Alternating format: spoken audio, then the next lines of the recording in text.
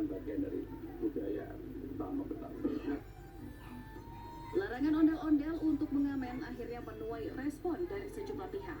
Beberapa pengamen ondel-ondel jalanan menyebut larangan ini cukup meresahkan karena mereka bisa kehilangan penghasilan. Kita buat nerusin jiwa seni Betawi aja, buat menghibur anak-anak juga, ya buat pemasukan aja buat kita juga.